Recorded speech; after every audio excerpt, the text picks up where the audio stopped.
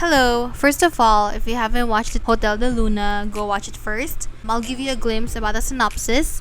Here is a screenshot from Netflix. Yes, it's available on Netflix. If you're interested in this kind of K-drama, go and give it a shot.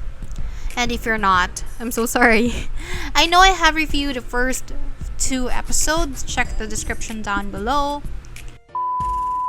Let's talk about the technical side of this whole thing.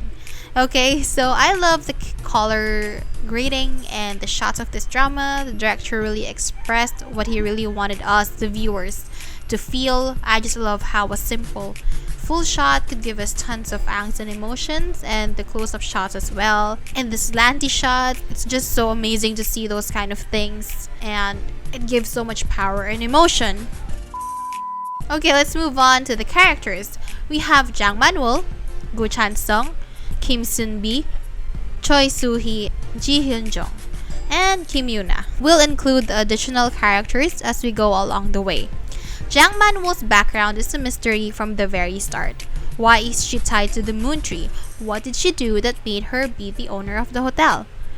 She and her troops are actually thieves. She stole from the princess, the royal guard followed her, and somehow they got smitten along the way. He was the one who taught her how to write her name, and also we get to see her symbol on her items. He broke her heart, and she didn't give him a chance to explain himself. In the end, she killed him and the whole town. Because of that, she became the hotel owner as assigned by the first Mago, who is one of the deities. Now, how did Gu Chansung get in the picture? It's his father. But if you have watched the whole series, you'd know that they have met in the past. When they were younger, Chansung was actually the one who helped Manuel when she was on the verge of dying. I think it's a coincidence that they do meet again on present time, even if it's his dad who sold him out. Now that we know how they kind of are related, let's talk about the missing puzzle piece here. What really happened to Manuel's past? Along this series, we will meet the reincarnations of her friend Yunwoo and the princess. On the last few episodes, Chansung had Manuel invited to, and the bartender gave them drinks as to remember the past and for Manuel to see what really happened back then. To cut the story short, the king knew about Chungmyung's meeting with Manuel's troops, and the princess was the one who told him. Now he has a choice, to die a traitor or to save his face and serve the king for his wrongdoings. Of course, he chose the latter. Manuel's troops were caught and they ended up dying. Manuel managed to escape and killed the princess, who just got married to Chungmyung, and she killed him too, since she felt betrayed and stupid for letting him get too close, which led to her fellow men dying. Let's not forget Yunwoo telling Chungmyung that he should not tell Manuel why he did what he had to do.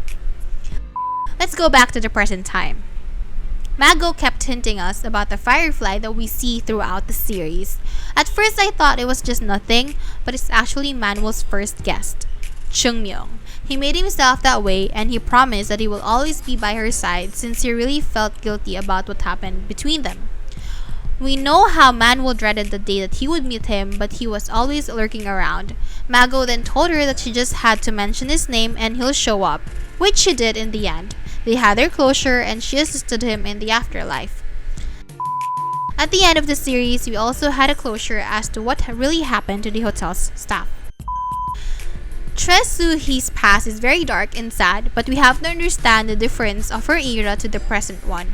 Her daughter was taken away from her and she was left in her room with no one taking care of her. They consulted a specialist who told them that they had to get rid of the baby girl to stop the curse, which led to her death, and of course, Soo-hee got angry about the unjust system of the family at the time. She then wanted to see the fall of the clan, but in the end, she realized that the last descendant who had a baby with a pharmacist had a different view on family lines. She also saw herself in her and finally decided it's time to move on and go to the afterlife.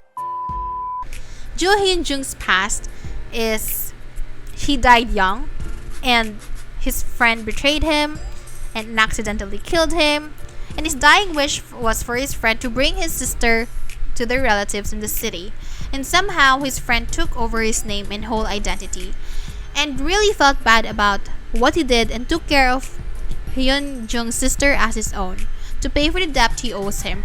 Hyun-jung then felt bad for his sister, who is very old, and took her with him in the afterlife. Kim Soon-bi was actually a scholar who passed the exam. He really wanted to be part of those smart people. While he was in town, he started to write stories about the things that he naturally sees in his surroundings.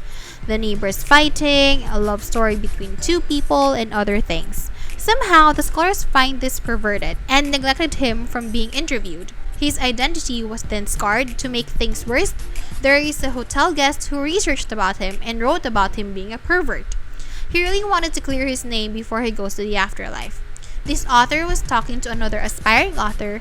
Manuel and Chansung really wanted to help Sunbi out, so they asked the younger author to change a few things on the original author's story. They both agreed and had the original author visit his publisher in his sleep to talk about the book that this aspiring author sent him before.